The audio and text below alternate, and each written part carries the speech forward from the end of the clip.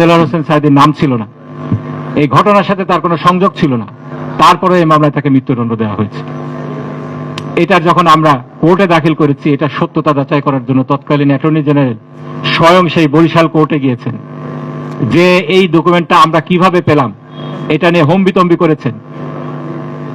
তারা চুরি করবে, চুরি ধরায় দিতে গেলেও তখন এটা ছিল আমাদের অপরাধ। বিশাব আলী হত্যাকাণ্ডে তার ভাই এর ঘটনার সাথে আল্লামা দেলোয়ার হোসেন সাঈদী যে জড়িত ছিলেন না, এটা সাক্ষী দেওয়ার জন্য আদালতে এসেছিল, তাকে সেখান থেকে অপহরণ করে নিয়ে যাওয়া হয়েছে। এরকম অবিচারের ঘটনা আমরা প্রত্যেকটা মামলায় দেখেছি।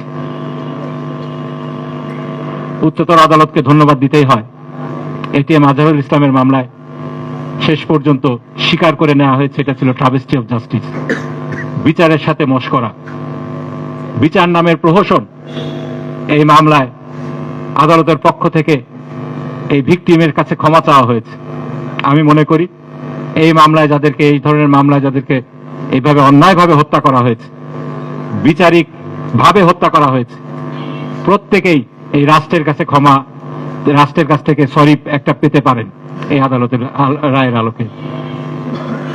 এবং আল্লামা দেলোয়ার হোসেন সাঈদীর রায়ের পরিপ্রেক্ষিতে প্রতিবাদ জানাতে গিয়ে গণহত্যার শিকার, সেদিন ম্যাডাম খালেদা জিয়া দেশের বাইরে চিকিৎসার জন্য ছিলেন, তিনি তড়িঘড়ি করে দেশে ফিরে এসেছিলেন এবং এই ঘটনার প্রতিবাদ জানিয়েছিলেন।